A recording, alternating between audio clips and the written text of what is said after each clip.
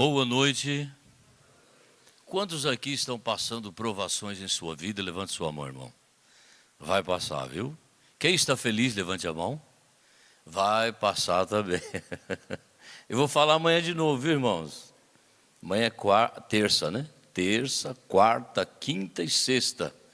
E a Bíblia diz: suportai-vos uns aos. É fácil? Não é. Mas a gente tem que ter força em Deus para suportar. Vocês vão ter que me suportar mais 4 dias, né? Eu hoje vim acompanhado de um amigo, o Jorge. Jorge, levanta a mão aí um pouquinho. O Jorge é ancião ali na Vila Iara, em Osasco. Ele foi alcançado pelo roupão da fé. E de vez em quando eu falo para ele assim: Jorge, estou precisando de um motorista, você pode me ajudar? Porque eu estou muito cansado, né? E aí ele falou assim: não, a semana toda. Obrigado, viu, Jorge? Amanhã, Jorge, é o seguinte, você vai ter que perder o dia, Jorge, porque amanhã eu vou 11 horas da manhã lá para Engenheiro Coelho. Está tendo um evento lá e de lá eu venho para cá. Mas amanhã o Jorge não vai poder, ele já disse: não vou poder, viu? Meus irmãos, depois façam um apelo para o Jorge me ajudar amanhã, irmãos, porque a distância é longa. Você já cumprimentou seu irmão que está do lado? Que está atrás? Cumprimente de novo. Dê uma boa noite ao seu irmão. Que a palavra de Deus, ela possa curar os nossos corações. Amém. Evangelho de Marcos, capítulo 8. E nós vamos ler do verso 22 ao verso 26. Evangelho de Marcos, capítulo 8, do 22 ao 26.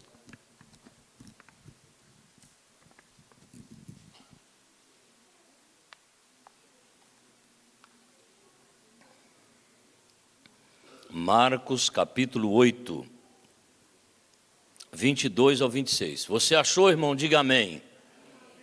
Não achou, diga misericórdia. Ninguém falou, então vamos juntos ler. Diz assim a palavra: e chegando a Betsaída, trouxeram-lhe um cego, rogando-lhe que o tocasse. E tomando o cego pela mão, levou-o para fora da aldeia, e cuspindo-lhe nos olhos, e impondo-lhe as mãos, perguntou-lhe: vês alguma coisa? E levantando os olhos, disse: vejo os homens como árvores que andam. Depois tornou a pôr-lhe a mão nos olhos, e ele, olhando firmemente, ficou restabelecido, já via ao longe distintamente a todos. E mandou para a sua casa, dizendo: não entres na aldeia. Esta é a palavra da salvação de Deus para nós. Amém, meus irmãos? Muito bem. Quando eu era criança, lá na minha cidade natal, eu nasci numa cidade, hoje tem 8.000 habitantes, né? Minha cidade se chama Pocrane, Minas Gerais. Então eu via os mineiros, um falava assim: eu estou encafufado, o outro: eu estou encafifado. Agora você imagina uma criança de 5, 6 anos, e eu fiquei com dúvida: o que é certo? É encafufado ou é encafifado? E eu, com dúvida, perguntei para o meu avô, o adventista mais espetacular que eu já convivi. Eu nunca vi meu avô emburrado. Nunca vi. Eu nunca vi meu avô assim, bravo, brigando, xingando. Nunca vi. O meu avô conheceu a verdade adventista em Aimorés, Minas Gerais. Ele achou um folheto da Lei de Deus, feito pela Casa Publicadora, quando era em Santo André. E meu avô achou, o irmão dele era da igreja presbiteriana. E meu avô levou, meu avô não sabia ler. Meu avô chegou com aquele folheto e disse para o irmão: o que é que está escrito aí? E o irmão dele, o José Camilo, olhou e falou: é os 10 mandamentos. E meu avô falou: mas está na Bíblia desse jeito que está aí no papel, no folheto? Vamos dar uma olhadinha aqui. Foi lá e leu na Bíblia, não, está igualzinho na Bíblia. E meu avô falou para o José Camilo, o irmão dele, falou, então, alguma coisa errada está na tua igreja, então. Porque se aí na Bíblia está falando que é sábado, e você tenta me levar no domingo, vocês guardam domingo, então eu não vou para a sua igreja. E o irmão também ficou com dúvida a partir do folheto ali, daquela discussão. E meu avô disse, então você escreve para o pessoal aí, o endereço, e pede para eles virem aqui explicar para nós direito. 6 meses depois, chegou um colportor evangelista em Pocrane, Minas Gerais. E aí foi na casa do José Camilo, e ali começou um estudo bíblico, e a primeira igreja em Pocrane aconteceu na casa do José Camilo. E os 2 irmãos, em 32 anos, eles compraram 32 terrenos e construíram 32 igrejas. Meu avô era espetacular. Eu, quando vi um prego, ele no batente da porta da igreja tinha um prego daqueles grandes, né? Era para pendurar o chapéu do vovô. Ele não andava sem chapéu só dentro da igreja. E eu vi o chapéu dele, eu entrava porque eu sabia que eu ia ficar feliz. Eu tenho 2 traumas na minha vida. 2 traumas eu tenho, insuperáveis. Um deles, camisa azul. Tem algumas pessoas de camisa azul aqui. Não é porque eu não gosto de azul, é porque nestas 800 e poucas semanas de orações para Deus que eu já fiz, eu ganhei 447 camisas azul e fiquei traumatizado. Então eu ganhei azul claro, azul escuro, riscadinho, azul riscadão, todo tipo de azul eu tenho. E o outro trauma que eu tenho, chinelo havaiana. A minha mãe me bateu todos os dias da minha infância, chinelo havaiana. Eu não calço chinelo havaiana. Eu vejo um chinelo havaiana, eu lembro das costas que eu levei. E quando eu chegava na casa do meu avô, a minha mãe não podia me bater, porque o meu avô não deixava. Na casa do meu avô, verdadeiramente eu era feliz. E eu então perguntei para o seu Camilo, falei, vovô, o que é certo é encafufado ou encafifado? Meu avô disse, é tudo a mesma coisa. Pode falar o que você quiser. Estou falando isso a 2ª vez essa semana, porque eu recordo do meu avô nesse momento. Quando Cristo voltar, eu vou abraçar o vovô. Meu avô era extremamente alegre, mas quando eu vinha essas dúvidas na minha cabeça, eu ficava encafufado, encafifado, a palavra é encafifado, viu? Um pastor chegou para mim com um dicionário, mas eu adaptei, encafifado. Este texto que nós lemos aqui é o texto, para mim, mais emblemático que eu me deparei na Bíblia. Veja, então, trouxeram um cego de nascença para Jesus curá-lo. O que Jesus podia ter feito? Curado. Ele podia ter dito, o que é que você quer? Como ele falou para Bartimeu. Eu quero ver, abre o olho. Jesus podia ter tocado no olho dele, podia ter feito milagre, podia ter chamado todos ali, feito um culto e feito milagre. Ele não fez isso. Não existe coincidência na Bíblia. A Bíblia, em todos os detalhes, ela traz cura para o nosso coração. Olha, Jesus então pega o cego pela mão e tira o cego da aldeia, cego ainda. Então eu imagino, tem um buraco aqui, uma valeta, Jesus dizendo, ó, cuidado, estica mais o pé aqui, vem. E foi tirando ele da aldeia. E quando Jesus tira ele de Betsaída, Jesus cospe nos olhos do cego. O que é que nós vamos aprender com cuspe no olho? Irmãos, não é o irmão Marcos que é o ser humano engraçado. Alguns me chamam, o irmão é engraçado, né? Eu sou feliz em Jesus. Não é porque eu não tenho problemas, é porque eu descobri em Jesus a razão da minha alegria. Um dia eu viverei a eternidade com todos os meus irmãos em Cristo Jesus. A Bíblia diz assim, alegrai-vos no Senhor. De novo eu vos digo, alegrai-vos. É imperativo de Deus a alegria no coração do cristão. É por isso que eu não convivo com gente emburrada, não gosto de gente emburrada, pessoa que é muito pegajosa, que vive... Eu saio de perto, não consigo conviver. E se Deus perguntasse para mim, o que você faria para melhorar a terra, filho? Eu ia dizer, Senhor, elimina os emburrados da terra. Elimina. porque isso vai melhorar para nós. Você está feliz, às vezes no nosso meio você está feliz, animado para fazer um trabalho, você chega para um pessimista, ele diz assim: ih, rapaz, lá o campo duro, hein? Eu contrato obreiros e quando o obreiro diz assim, mas lá é duro demais, e eu pergunto sempre, onde é que é fácil? A pessoa está longe de Cristo, você vai levar esperança para ele. Não existe campo fácil.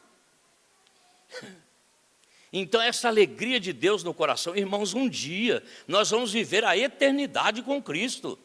Então quando vier a tristeza, louve a Deus, e o Espírito Santo vai renovar a nossa vida espiritual. Quando Jesus tira o cego, Ele está nos ensinando. Muitas vezes nós precisamos sair daquilo que a gente faz o tempo todo, da rotina. Outro dia eu disse para um ancião, que ele está ancião há 15 anos numa igreja. Eu falei, deixa um pouco, deixa o mais novo, hein? Vai ser diácono da igreja agora. Quando o pastor Roberto Rabelo morreu, eu achei que agora Jesus ia voltar. Aquela voz, né, do pastor Rabelo. Olhe quantos oradores vieram depois do pastor Rabelo. Então, nós somos insubstituíveis para Deus.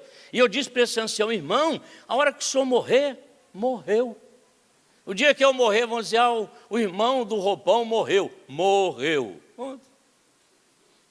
Tem um livro que eu até indico para você, um livro cristão, não adventista, mas esse livro me ajudou muito a desenvolver no meu coração alegria em Deus.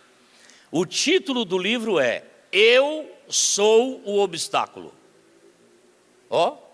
Você acha que o obstáculo é sua mulher? Não é. Você acha que é o seu esposo? Não é. Você acha que é a igreja? Não é. O obstáculo é você. O grande inimigo que nós temos que enfrentar nessa terra somos nós mesmos. Enfrentarmos o eu. E lá traz a história do irmão Joaquim, que ele achava que ele era insubstituível. E o pastor daquela igreja na roça falou para ele, irmão Joaquim, o dia que o senhor morrer, morreu. Ele falou, não, pastor, o dia que eu morrer, minha mulher morre. O pastor falou, não, filho, nenhuma esposa eu escutei falar que morreu porque o marido morreu. Pois é, o dia que a minha esposa morrer, o dia que eu morrer, a minha esposa morre na hora. O pastor falou, não, eu vou matar o senhor de mentirinha. Eu vou colocar o senhor dentro de um caixão, o senhor vai ficar deitado no caixão, vou colocar flor em cima do senhor, o senhor vai ficar respirando, ninguém vai ver a respiração, por conta das flores aqui. Vou colocar uma xilocaína no senhor, o senhor vai ficar gelado, o senhor vai ficar consciente. Eu vou pedir para 5 diáconos avisar que o senhor está morto na igreja, o povo vai vir, e quando eu não estiver controlando mais a situação, eu vou ressuscitar o senhor. O senhor vai ver o que vai acontecer no seu velório. Ele concordou e o pastor passou a xilocaína, pôs ele no caixão, avisou ali as pessoas, avisou a família e começa a chegar. Inimigo do Joaquim foi no velório dele. Você já percebeu que todo mundo fica bom quando morre? Pode observar em velório isso. Morreu, fica bom. Aí a pessoa, outro dia eu fui num velório do menino que ele estava cometendo cometendo roubo quando foi assassinado.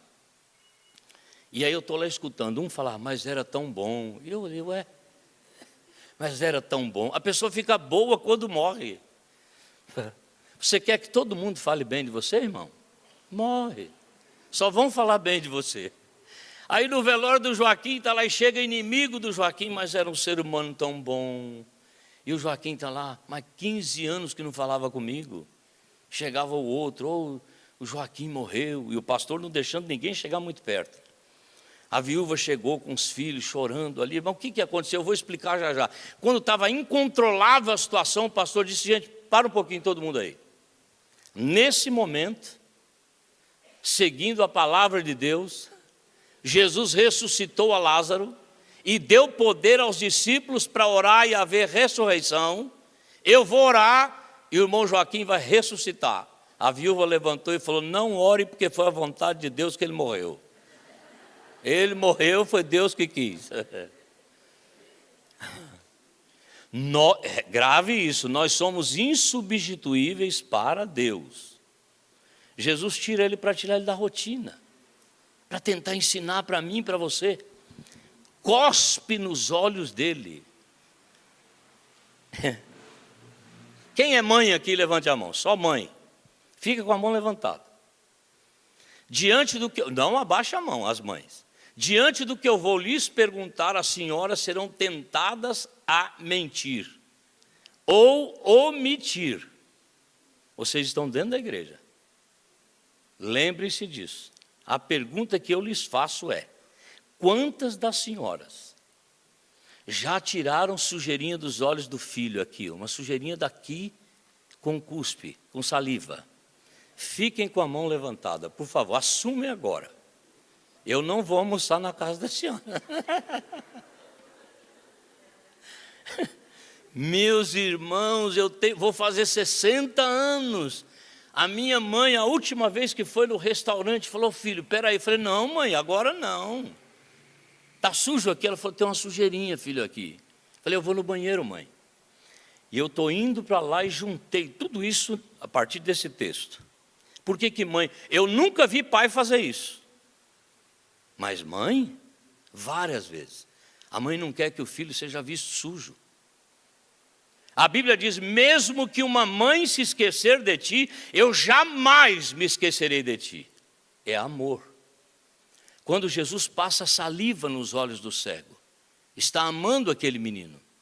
E pergunta para ele: vês alguma coisa?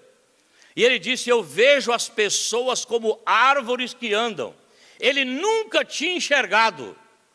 Ele não conseguia enxergar distintamente. E agora a Bíblia vai dizer que Jesus toca a segunda vez nele. Um milagre que poderia ter acontecido lá na entrada da cidade. Jesus toca uma vez, passa saliva, toca a segunda vez. E na segunda vez, ele diz: agora eu vejo. Muitos dos nossos precisam do segundo toque de Jesus. Por que Jesus ainda não voltou? É amor, irmãos. O céu não será um lugar perfeito se faltar filho. Enquanto tiver filho para ser salvo, Jesus não vai voltar. E louvado seja Deus por isso, porque tem muita gente que eu amo que precisa vir para a igreja, que precisa receber Jesus como Salvador e Senhor de suas vidas. Meu restaurante está ali no centro de São Paulo. Eu até falei para o pastor Marco, eu vou falar do restaurante várias vezes, hein? Ele falou: não tem problema. Quando você for em São Paulo, irmão, não vá almoçar em outro lugar, vai lá no meu restaurante.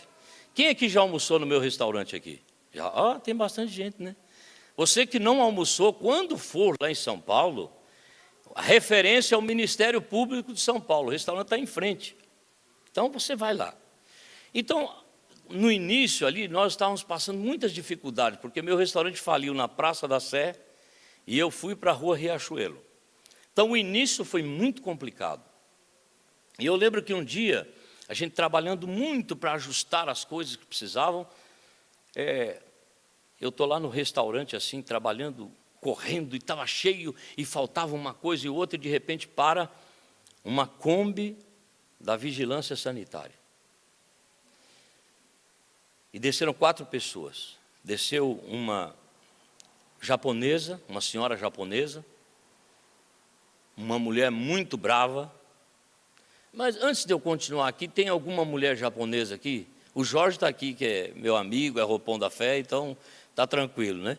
Mas tem alguma irmã japonesa aqui, não? Levanta a mão para a gente saudar a senhora, irmãs. Ó, tem não, né? Então eu vou apertar um pouquinho aqui. Eu tenho medo, e vou confessar, de mulher japonesa. Eu tenho. De meia idade. Às vezes na Liberdade, quando eu vejo, eu paro assim, um calafrio que dá nas costas, aquele arrepio que dá aqui nas costas, de medo que eu tenho, por conta dessa mulher, Edna, sanitarista. Eu fui cumprimentá-la na porta do restaurante, minha mão ficou no ar. O meu sogro tinha deixado um extintor do caminhão dele vencido no restaurante.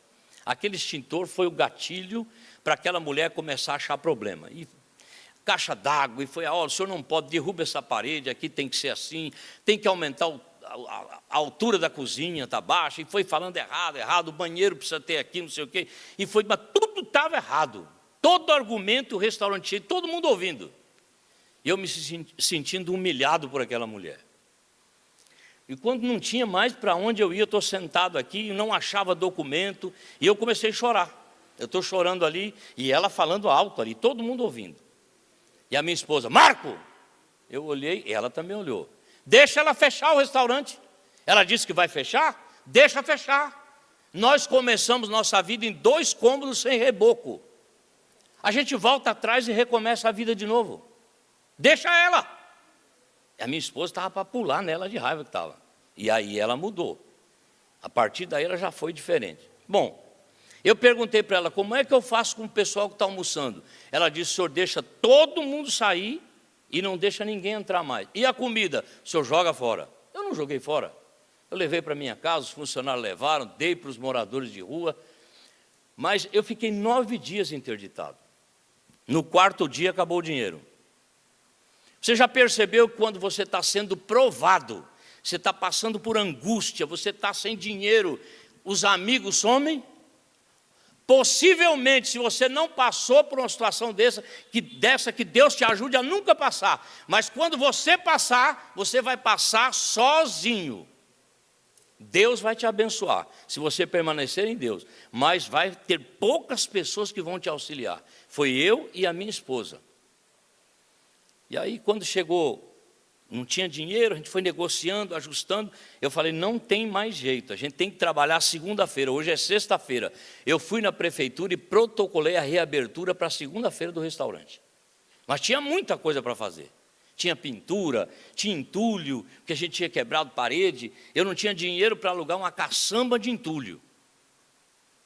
Fizemos o pôr do sol, fomos para a igreja, passamos o sábado na igreja, fizemos o pôr do sol no restaurante, nós dois, e nós, os dois ali, ó, a noite inteira, eu e minha esposa. Domingo, o dia todo. Fui pregar em Pirituba no domingo à noite, voltei para o restaurante, a minha esposa já estava trabalhando. Eu, quando cheguei aqui, para ela não me ver chorando na porta do restaurante, eu estou chorando para a rua. Mais de 10 horas da noite. Não tinha comércio nenhum aberto mais. E vem subindo o Du. O Du, ele vem arrastando um papelão, um cobertor velho, todo tatuado, desdentado, magro. Olhou para mim e falou, tio, está difícil aí, né? Falei, tá. Ô tio, acabei de fumar uma pedra, estou cansado. Eu posso dormir aqui, porque tem luz aqui, e tem a cobertura? Daqui a pouco eu acordo e eu te ajudo? Falei, tá bom. Colocou o papelão, deitou, puxou o cobertor e apagou. Tudo imediato assim. Eu estava pedindo a Deus alguém para me ajudar. E olhando o Du apagado, falei, a ajuda de Deus para mim aí. Que coisa impressionante. E ele dormiu, apagou. Eu abaixei a porta, ficou só um pouquinho aberto. E eu me juntei à minha esposa, a gente trabalhando ali. Daqui a pouco ele levantou, puxou a porta. Ô tio, posso ajudar você aí? Eu falei, ô rapaz, você vai ajudar? Vou. O que você quer que eu faça? Falei, você pode levar os entulhos na caçamba da prefeitura, lá na Praça João Mendes? E vai dar ali uns 200 metros. 40 quilos cada saco. E mais ou menos entre 40 e 50 sacos de entulho. E ele magrinho. Ele pegou todos os sacos e levou. E voltou e falou, tio, pesado, hein? Ô tio, eu vou deitar de novo, vou dormir. Daqui a pouco eu te ajudo, tá? Falei, tá bom. Dormiu de novo, acordou 8 vezes durante a noite. E se não fosse o Du, eu e a Ivone não teria conseguido terminar o trabalho. 8 horas da manhã estava tudo pronto. E eu fiquei pensando, meu Deus, o tanto que ele trabalhou, eu tinha que dar pelo menos 100 reais para ele. Fui no caixa, só tinha moeda de 10 e de 5 centavos. Falei, eu não tenho dinheiro para dar para ele. E eu chamei ele, Du, vem cá. Aí ele chegou, oi. Falei, Du, você trabalhou muito. Eu tinha que te dar pelo menos 100 reais. E eu não tenho dinheiro. Então a gente vai trabalhar, vender comida e quando tiver dinheiro eu te dou 100 reais, tá bom? Ele falou, não. Pegou minhas 2 mãos assim, ó. Posso chamar você de pai a partir de hoje? Falei, pode. Então a partir de hoje eu te chamo de pai. Eu não tenho pai, eu não tenho mãe. Tem 17 anos que eu estou na rua.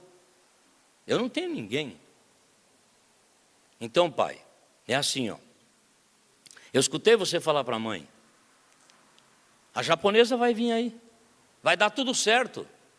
Daqui a pouco o restaurante vai abrir, pai. Vai dar tudo certo. Tá bom, pai? E depois eu venho almoçar aí, hein? Saiu correndo lá da porta, ó, eu volto para almoçar. E aquilo me deu tanta força, irmão, que eu peguei o telefone, liguei para a prefeitura, a Edna atendeu. Eu falei, eu queria falar com a doutora Edna, sanitarista. Ela falou, sou eu. Ó, aqui é o Marcos. Eu sou da Riachuelo, número 100. Tudo bem, doutora Edna? Tudo bem. Ó, eu quero dizer para a senhora que está tudo arrumadinho, algumas coisas eu vou pedir um prazo para a gente ir ajustando. Se a senhora vier até 9h30, eu vou conseguir vender comida hoje. O senhor não está entendendo, seu Marcos? O restaurante do senhor está interditado. O senhor não pode acender fogo, o senhor não pode mexer com alimento nenhum. Eu falei, dona Edna, eu preciso de socorro, ajuda. A senhora pode vir até as 9h30? Não é o senhor que determina o meu horário de trabalho. Eu tenho até as 4h da tarde para ir aí. O senhor, por favor, mantenha calma, que eu vou aí até as 4h da tarde. A miserável da japonesa foi chegar 1h30 da tarde. E eu liberei os funcionários, falei, pode ir embora. Fiquei com a raiva daquela mulher, irmão. Eu já pedi para Deus matar ela umas 40 vezes já. Deus não atendeu a minha oração. Vocês lembram de Tiago e João? Quando eles estavam indo para Jerusalém, iam passar numa aldeia de samaritanos, os dois foram na frente e foram pedir para Jesus poder dormir lá.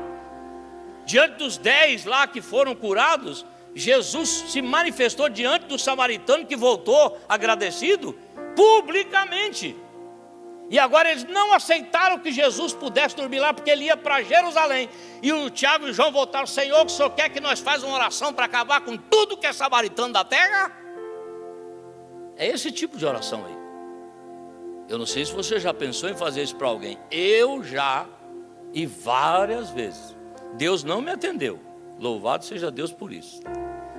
Porque Jesus disse para Tiago e João, vocês não sabem de que espírito são. O Filho do Homem veio para salvar a todos, hein? Quando eu me deparo com isso, hein, irmão? Quando eu me deparo, Senhor, o Senhor vai levar para o céu. Tem gente que eu tenho dificuldade de me aproximar. A Bíblia diz que a gente tem que ter paz com todos. Como é que eu vou ter paz com motoqueiro, né? Porque diz que tem dificuldade. Diferença, né? Motoqueiro. Não é os daqui não, irmão, calma aí. Os de São Paulo, eles são muito enjoados, buzidos. Já viram como é lá, não? É pi. Eu estava na Castelo Branco, ali em Jandira, 3 quilômetros, eu levantei e saí.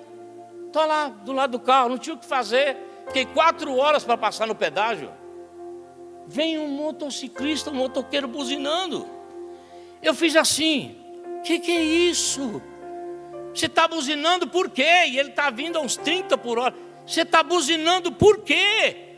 Por que você está buzinando? Ele parou a moto, tirou o capacete. A minha pergunta para você é, por que você está buzinando?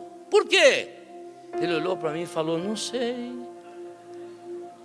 Buzina para motoqueiro de São Paulo, eu acho que é cocaína.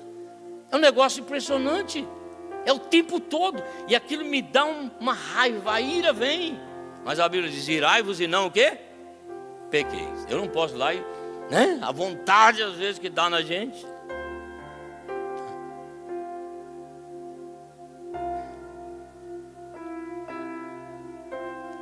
Essa mulher me fez sofrer. Ela ficou 6 anos no meu pé. 6 anos. Fazia tudo que ela tinha pedido, ela achava alguma coisa. Era sofrimento, angústia, preocupação. Mas quando ela chegou, olhou, o senhor pode pedir até 6 meses de prazo para derrubar a laje. Eu pedi 6 meses. Depois ela foi lá. Depois mais 3, depois mais 6. Era o tempo todo. Mas naquele dia que eu estava sendo massacrado, humilhado, eu não via saída para nada. Ela então disse, agora o senhor, amanhã o senhor pode, a partir de agora, se o senhor quiser. Eu falei, mas agora O almoço já foi. Eu só sirvo almoço, não dá para trabalhar mais. Eu não tenho o que fazer mais. Mas amanhã o senhor pode trabalhar. A minha esposa dormindo em cima da mesa, 2 noites sem dormir, exaustos. Tinha que colocar o lixo para fora. Eu falei para o Evane, vai para casa. Minha esposa foi embora, eu fiquei sozinho, chorando. Eu no restaurante sozinho. É o meu lugar de choro. Eu chego lá sempre 4 e pouco da manhã. É onde eu choro. Choro diante de Deus. Porque se o ser humano não chorar diante de Deus, ele vai chorar diante do pecado. Se você não se prostrar diante de Jesus, você vai se prostrar diante do pecado. Então gaste-se diante de Deus. Chore. Feito criança, e foi o que eu fiz. Senhor, e em pé, eu estava andando de um lado para o outro. Eu estou aqui igual o irmão do filho pródigo. Não ganho dinheiro para pregar. Gasto a minha vida no Evangelho. Sofro porque sou mal interpretado. Quantas pessoas acham que vocês vieram aqui dar banho? Banho? Eu não estou preocupado com o número de batismo. Vai mudar a minha vida em quê? Se batizar 50, 100? Eu me alegro quando vejo o número de batismo, ou um batismo, porque nós conseguimos salvar alguém para o céu. Mas machuca.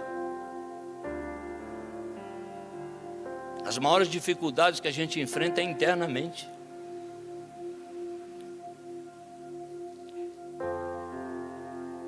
E eu falei para Deus tudo isso. Cadê o meu cabrito? O que o filho pródigo falou? Ele gastou tudo que ele tinha com as meretrizes. O senhor fez festa para ele. Eu fiquei do teu lado o tempo todo. E o meu cabrito?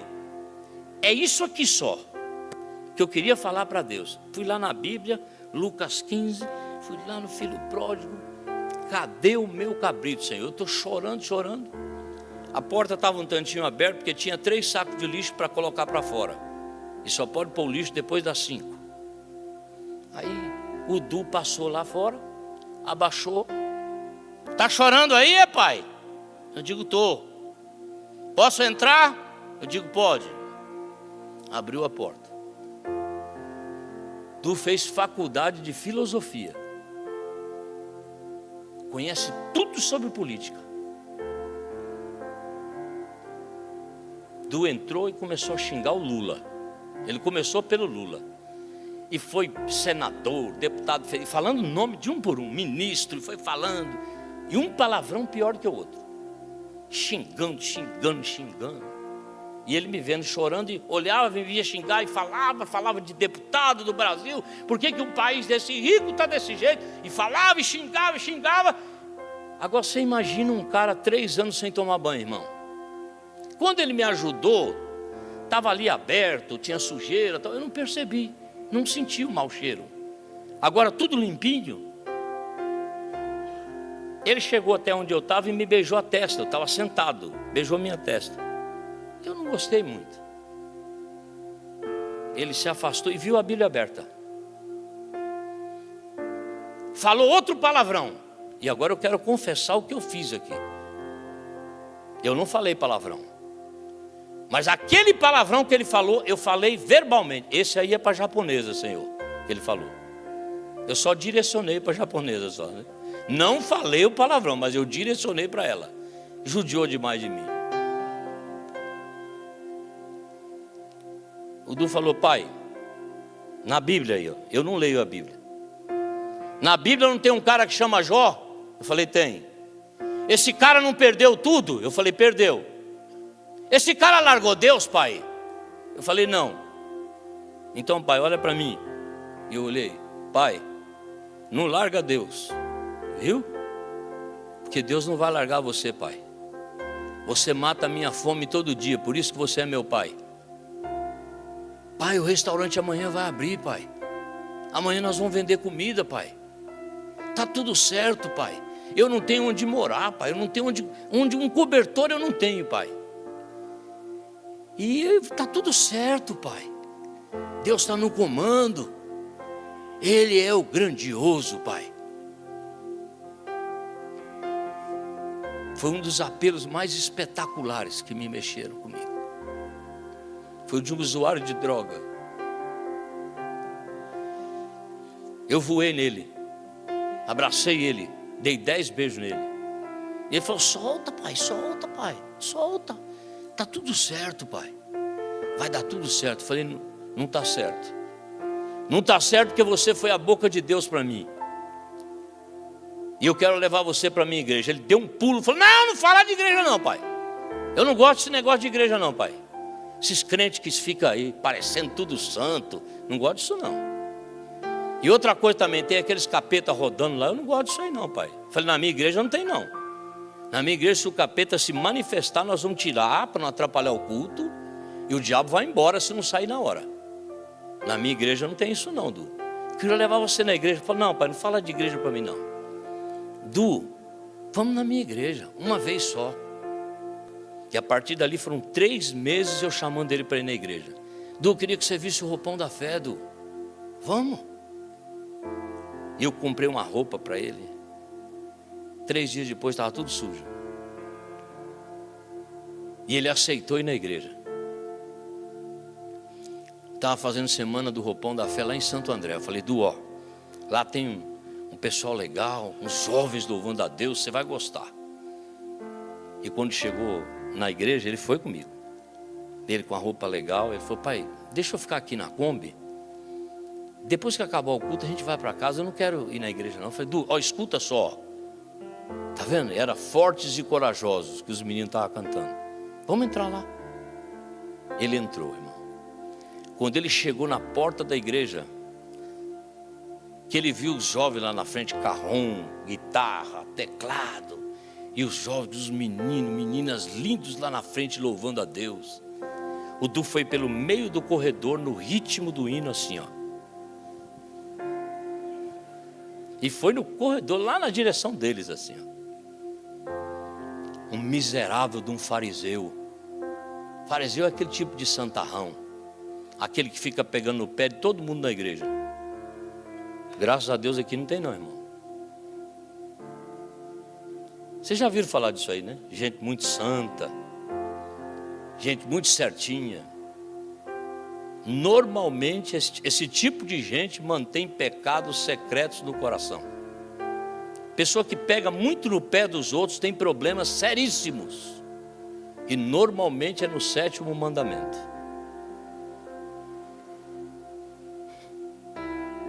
O fariseu está vendo o Du assim, o fariseu acompanhando o Du assim. E eu do outro corredor, 2, 3, Du no meio, o fariseu vindo daqui e eu do lado de cá. E quando ele virou aqui, ele foi para abordar o Du, eu vim aqui, segurei os 2 braços dele e falei assim: Satanás, sai desse corpo em nome de Jesus. E o fariseu falou para mim: você está expulsando o demônio de mim? Eu falei: em nome de Jesus. Ele não está dançando? Dançando? Você é louco, Satanás. Por isso que você fez rebelião no céu. Por isso que você estragou o céu. Estragou o planeta também. Mas Cristo veio aqui salvar a humanidade. É a primeira vez que esse menino entra na igreja. E só Deus sabe o que eu fiz para ele entrar aqui. Naquele culto, Du estendeu a mão para mim e falou: pai, me salva. Ajoelhada. Salva eu. Falei: Du, eu quero internar você numa clínica, Du. Eu quero levar você para a clínica, Du. Ele falou: pai, o crack, pai. Eu não consigo, pai. Du, a gente ajuda. Uma pena que o Roberto Guarda faleceu. O Roberto Guarda mantinha uma clínica chamada Temperança e Saúde, lá em Igaratá. Eu tenho 2 obreiros resgatados por aquele trabalho. Eu falei: Du, eu te levo para Igaratá, Du. Vou pagar a sua internação, você vai sair de lá restaurado, Du. Eu falei: pai, eu não consigo. E eu comecei, de vez em quando ele ia na igreja comigo, ele chorava: pai, eu queria fazer com vocês, pai, estar com vocês. Du, vamos ser internados, Du. A gente faz seu batismo lá na clínica. Aí veio a semana do roupão da fé da Central Paulistana. No domingo, Eu fiz o almoço dos obreiros no meu restaurante. O Du nunca vai para Riachuelo de domingo, mas naquele domingo o Du foi. Eram 2 horas aproximadamente. E quando o Du chegou no restaurante, o Pimentel foi ao encontro dele, o obreiro Pimentel, abraçou o Du e fez uma oração pelo Eduardo. Quando o Pimentel orou, o Eduardo caiu endemoniado. Eu nunca na minha vida vi uma possessão demoníaca igual àquela. O Du parecia uma cobra no chão. E nós fizemos uma corrente de oração, ele se debatendo todinho, nós escutamos barulho de osso estralando. Era um negócio terrível. Ele espumava pela boca. E o Pimentel impôs as mãos sobre ele, com a autoridade da palavra de Deus. Ele ordenou: em nome de Jesus, Satanás, eu te ordeno, em nome de Jesus, saia do Eduardo, em nome de Jesus. O Eduardo ficou limpo. Quando o Eduardo se levantou, nós tínhamos colocado os roupões, todos eles, nos encostos das cadeiras assim. O Eduardo pegou um roupão e falou para mim: pai, eu quero ser batizado. Falei: amém. Você vai guardar seu roupão, a gente vai levar você para a clínica e a gente vai batizar você lá na clínica. Ele falou: não, eu vou batizar e vou para a clínica. E vocês vão ver as fotos. Eu estou apelando ao coração do Eduardo para fazer o batismo na clínica. O Eduardo começou a tremer, o Pimentel levou ele para o banheiro, deu banho. Voltou, ele comeu 8 vezes por abstinência por conta do crack. Tomou 6 banhos. E a gente não conseguia tirar dele a decisão do batismo. Quando ele deitava para dormir, ele colocava o roupão como travesseiro. Ele acordava, ele pegava o roupão. Ele ia para o banheiro, ele levava o roupão. Eu liguei para o pastor Ronaldo. E eu contei toda a história do Du para ele. Falei: pastor, tem muito tempo que eu falo com o Du sobre o sábado, sobre carne de porco. O Du já leu O Grande Conflito. Mas o Du é dependente de droga. O Du usa 17 pedras por dia. Se eu fosse pastor, eu batizaria o Eduardo. Eu falei para o pastor Ronaldo. E o pastor Ronaldo falou: eu sou pastor da igreja e eu vou batizar o Eduardo. E o Eduardo foi batizado. E o Pimentel dormiu com o Eduardo na igreja, porque a gente não podia largar o Eduardo mais. A partir da decisão que ele tomou, eu não podia soltar ele, porque se eu soltasse ele ia voltar para a rua e ia cair na droga de novo. E a internação só poderia ser feita na segunda-feira. E nós fomos para a igreja. E quando chegou na igreja, o pastor foi preencher a ficha batismal dele. O doutor Douglas, que é do Hospital Adventista, atendeu o Eduardo. Aplicou uma injeção no Eduardo para ele se acalmar um pouco. E o pastor foi preencher a ficha batismal dele. E o pastor Ronaldo perguntou: qual é o seu nome? Carlos Eduardo Antunes Coimbra. Qual é o nome da sua mãe? Ele falou: o nome do seu pai. Ele falou: Marcos Camilo da Silva. O pastor falou: não, seu pai biológico. Aí ele falou o nome do pai. Aí ele falou: pai, falei: o que foi? Entra comigo no tanque. E eu entrei com o Eduardo no tanque. O Eduardo foi batizado. O Eduardo foi levado para Igaratá. Ficou 1 ano em tratamento. E o Eduardo foi restaurado pelo poder da palavra de Deus. E eu quero que vocês conheçam o Eduardo. Pode soltar o vídeo. Esse menino que para mim foi a boca de Deus. Do pecado, o seu sangue. Cachimbo, crack, isqueiro, cigarro. Ele colocou tudo em cima da mesa e disse: eu não quero mais. Aqui está o Eduardo com o roupão, ó. E eu estou aqui falando para ele, tentando tirar a ideia do batismo naquele domingo. Mas ele está decidido. Ele não não titubeava, ele queria ser batizado. E aqui eu estou orando a Deus para que o Eduardo seja liberto das drogas. E aqui o pastor Ronaldo está batizando o Eduardo, ó. Naquele domingo à noite o Eduardo foi batizado. Aqui o Eduardo está morrendo para o pecado. E o Eduardo está nascendo para uma nova vida em Cristo Jesus. Louvado seja Deus. Aqui o pastor Ronaldo está falando à igreja, ele está abraçado com Pimentel. E o pastor Ronaldo está dizendo, nós precisamos ajudá-lo. Nós precisamos ajudar o Eduardo. Aqui ele está dizendo para mim, pai, não me abandone. E eu disse a ele, nós vamos juntos até o fim. Até o fim. Aqui eu estou orando a Deus, para que Deus possa abençoar o Eduardo. E aqui o Eduardo já está na clínica. Nossa vida é Deus. Mas assim, na nossa vida social, interpessoal, agradeço as pessoas que estão aqui. O seu Roberto, meu pai, o Lindomar, a Dani, o Ministério Público, as pessoas do Lago de São Francisco. Que Deus abençoe eles também. E que Deus abençoe todos nós. Todos nós mesmos, de coração. Amém. Eu quero dizer para você que você foi um presente de Deus para mim. Mas é um presente de Deus para mim também, igualmente. Tá, e você é um filho que eu tenho orgulho de ter como filho, viu? Eu sei como pai. Isso, Deus os abençoe. E eu me emociono muito, eu agradeço muito isso. A minha vida, não fosse o Senhor, não teria mudança daquela vida. Eu ia estar aquela vida eternamente. Porque eu ia ser escravizado pelo inimigo, mas hoje não. Hoje eu sou um servo de Deus, eu não sou escravo. Amém, filho. Deus te abençoe, viu? Amém. Deus abençoe você, viu? Em nome de Cristo Jesus, nós estamos.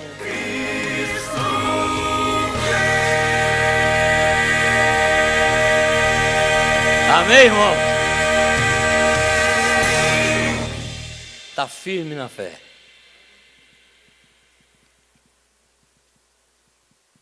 Às vezes parece que o diabo está ganhando, né? Não parece? Quando nós vamos, irmãos, o Espírito Santo está conosco. O maior poder do universo está conosco. O Eduardo falou para mim, pai, sabia que eu tenho um filho? Eu falei, não, meu filho nasceu na Praça da Sé. Eu descobri que meu filho e a mãe estão em Florianópolis. Pai, eu decidi ir atrás deles. Falei, rapaz, você vai deixar seu pai? Ele falou, vou. Teve um dia que o movimento estava fraco, ele acostumado com a rua, ele falou, pai, eu vou ajudar um pouco o restaurante aí. Eu falei, o que você vai fazer? Ele falou, espera aí. Daqui a pouco chegou com um senhor e falou assim, eu almoço nesse restaurante, o senhor pode pagar um almoço para mim aí? Aí ele trouxe o homem pagou, trouxe 10 pessoas para pagar. Aí ele falou, pai, é para ajudar o restaurante aí, tá? 10 pessoas pagaram 10 almoços para ele. Meus filhos não pedem bênção para mim. O Eduardo pede bênção todo dia. Todo dia ele manda bênção. Está lá em Florianópolis. Casou com a mãe do filho. É esposa dele no papel. E ele falou para mim assim, ô pai, nem que seja segurando na barra da veste de Jesus, eu vou para o céu. Eu vou, pai. Ô pai, mas está tão difícil aqui. Falei, filho, está difícil em todos os lugares. Porque nós estamos chegando perto da volta de Jesus. E ele falou, pai, eu sei por que Jesus ainda não voltou. Jesus não voltou ainda porque tem muita gente que precisa ser salvo. Pode colocar o fundo musical, irmão. Quem está presente aqui não é batizado? Levante sua mão, irmão. Eu queria fazer uma oração com você aqui na frente. Você poderia vir aqui? Quero orar com vocês aqui. Para que esses meus irmãos que aqui estão, se você trouxe algum convidado, venha com ele aqui. Olhando para mim, tá? Tá bom? Que bom que vocês estão aqui. Mas hoje eu gostaria que você que tem alguém importante para você que está longe de Jesus, você viesse aqui também hoje. Você viesse aqui à frente hoje.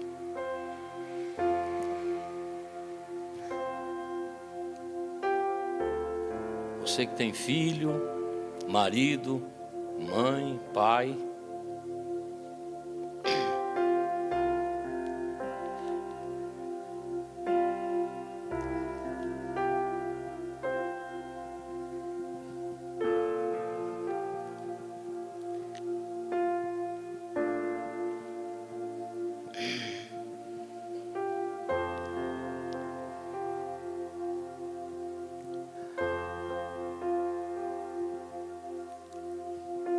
Quem veio aqui sábado à tarde?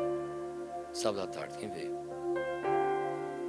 Sábado à tarde foi um dos dias mais espetaculares para mim. Vocês viram minha filha tocando piano?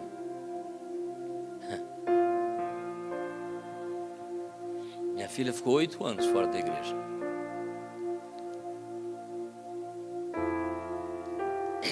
E muitas vezes nós somos duros com as pessoas.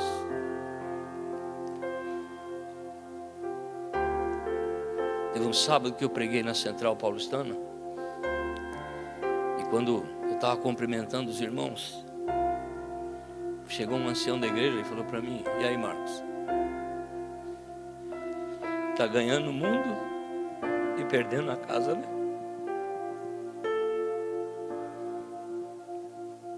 Eu deixei meu carro e eu vim a pé para casa. Eu moro perto da Central. E eu falando para Deus, eu sou impotente para trazer minha filha de volta. Mas o Senhor pode. Eu via batismos de os pais felizes porque os filhos estavam se batizando. E eu, às vezes eu me emocionava, falava para Deus: Senhor, e a minha filha? Ela se rebatizou tem 2 anos. E está um processo na vida dela. Mas sábado ela foi para o piano pela primeira vez tocar para o quarteto. E aquilo foi de uma alegria para mim. Eu me segurava aqui.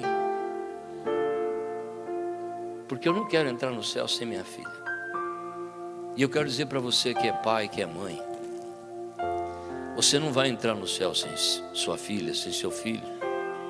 Não vai.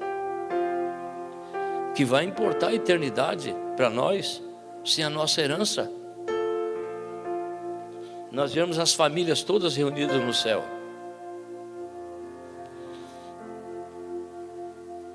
Eu vejo que Deus, Ele tem colocado na minha vida Luiz, Eduardo, Felipe, nos momentos mais difíceis da minha vida, para eu não parar. Quantas vezes eu falei: não, Senhor, que isso? Eu estou me gastando e desgastando, e sofrendo, e perdendo a minha casa. Não, Deus tem tudo sob o controle dele. Tudo. Agora nós precisamos dar sabor à vida das pessoas que nós amamos. O problema é que a gente às vezes aperta demais. Às vezes nós não temos palavras que curam.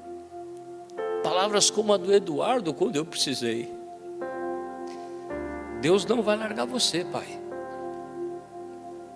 Nós precisamos fazer isso com as pessoas que nós amamos.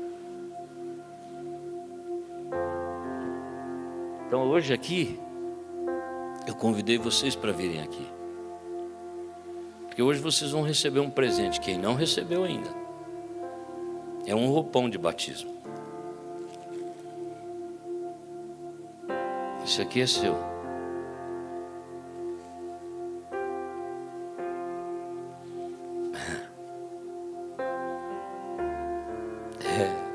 A senhora que... Qual é o seu nome? A Lúcia. Olha o que essa mãe fez. Ela falou para mim: irmão Marcos, a minha menina trabalha lá em São Paulo, perto do seu restaurante. Me dá o seu Pix.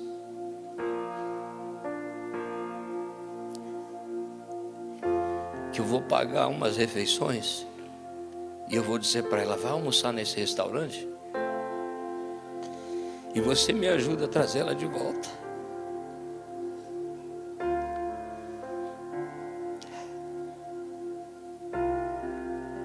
Sua filha vai voltar. Alguém abraça ela ali, dá um abraço. Esse abraço é o da sua filha que você vai receber na igreja, quando ela voltar. Ô Levi, cadê o roupão, Levi? Esse aqui é seu. Da sua classe, pastor? Oi?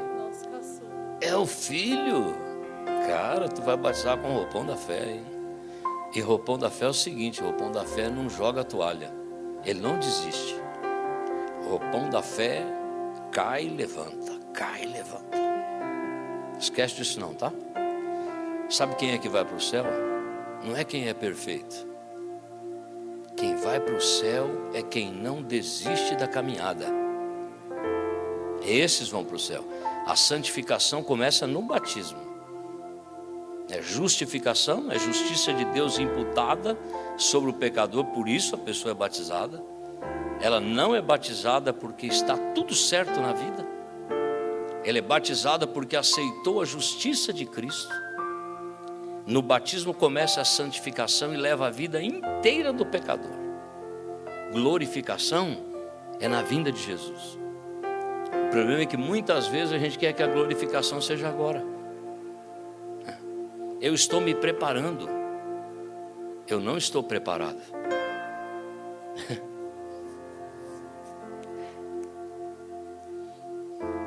Dá outro aí, Levi.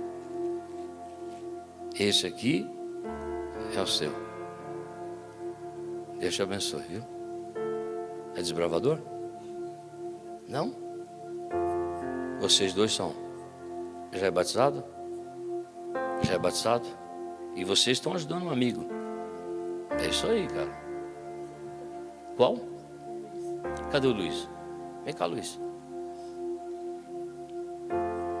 O Luiz já é batizado, Luiz? Legal, então vocês são amigos, né? Jogam bola junto? Também ou não? Mais ou menos pelo jeito, né? Tudo meio ruim de bola pelo jeito. Tem alguém que não pegou o roupão da fé para receber? Todos receberam? Pastor André tá aí, pastor André? Feminino? Pastor Levi, leva lá, Levi. Pastor Levi vai levar o último roupão.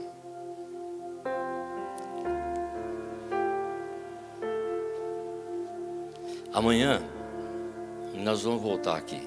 Se você tem algum amigo, se você tem condições de mandar um convite para essa pessoa, convide. Se não, nós vamos trabalhar até sexta-feira para você em algum momento, quem sabe, mandar o roupão para essa pessoa. Mas não pode ser aleatório assim, né? Também. Você tem que achar um momento especial. Eu sempre digo que o legal é você ir até o guarda-roupa dessa pessoa que você ama, junto com ela. E ela vai entender, vai achar meio estranho. Você fala, não é para você batizar agora. É um presente para você guardar.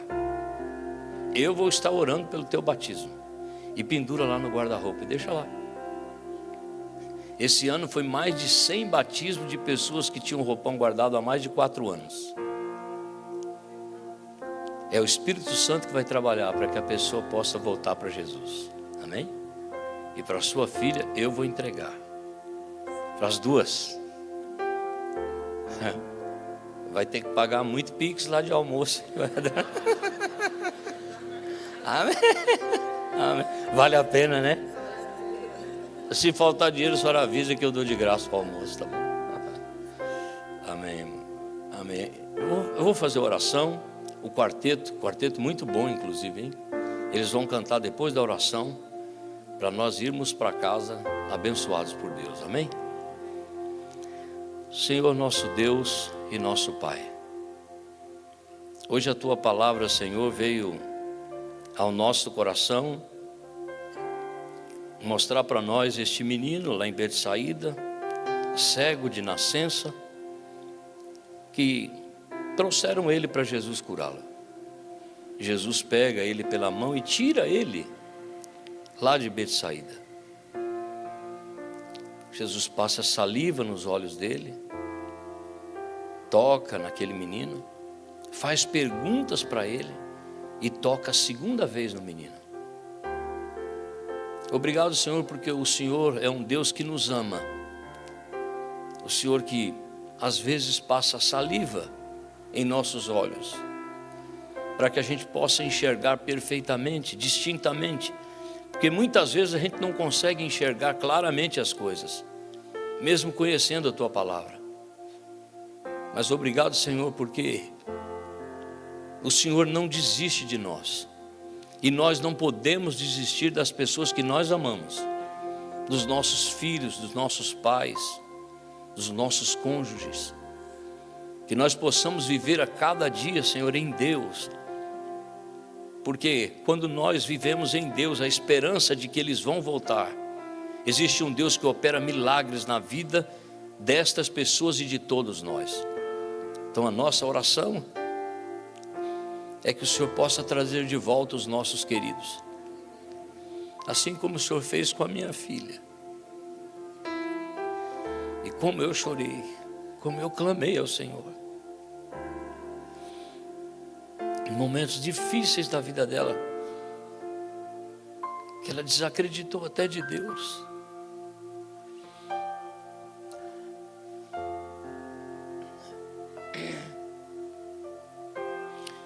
Mas o Senhor fez com que ela caísse em si mesma e trouxesse de volta o redil do bom pastor. Traga de volta, Senhor, os nossos queridos, de cada irmão que está aqui chorando pelos seus filhos. Eu não conheço as duas filhas desta irmã, que ela está tendo atitudes para que elas possam voltar. Que o Senhor possa usar a minha boca, todas as pessoas que vão estar envolvidas nesse processo de retorno destas meninas. E que esses irmãos que já têm o roupão possam tomar a decisão mais importante da vida deles, que é entregar o coração e a vida a Jesus. É no nome de Jesus que nós oramos. Amém, Senhor. Amém.